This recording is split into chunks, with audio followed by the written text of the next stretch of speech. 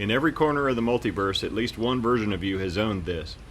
It's somewhere between a midlife crisis and a zoning violation. It's a rusting breadbox sarcophagus with a sticking roll-up door.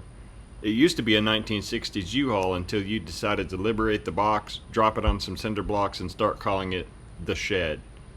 Note the door mechanism. Classic 1950s cabinet technology. If you get too enthusiastic and overcommit on the opening move, it enters a state of permanent vertical lock. At that point, the only thing left to do is go inside and put a post-it note on your coffee maker that reads, "You did this to yourself." Inside the shed door, we have the red paper wasps. These little guys aren't apex predators, they're just professional agitators with a permanent grudge. They're ornery enough to be a pain in the hindparts, but they're not really all that dangerous.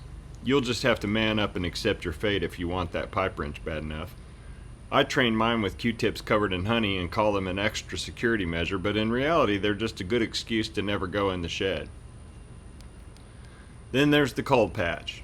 It was a good idea to stock up on it 15 years ago before you had a serious bout of I don't care, in which case you moved the pothole into the shed.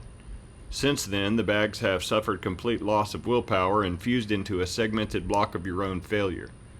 You decided to leave them there as a physical punishment for that 3 a.m. eBay tool buying binge you went on, and you're planning to snap your shin in half on them at some point in your life.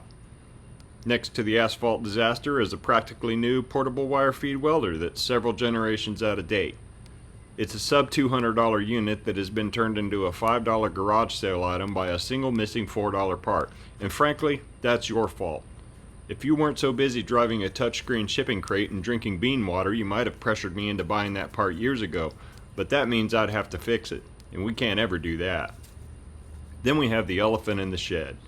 It's this brand new parts washer, bright, obnoxious yellow and blue.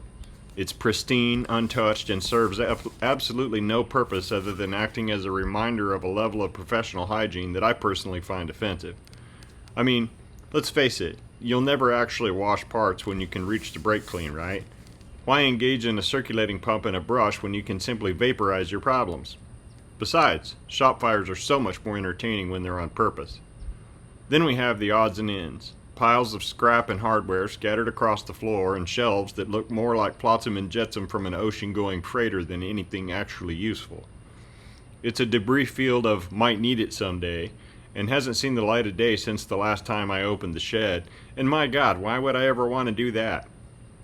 And finally, the crawl space. In that space under the shed lives something unidentified but moderately dangerous.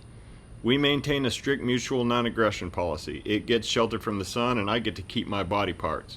I never verified the species and I don't ask why it sounds like a wet shop vac when it's breathing.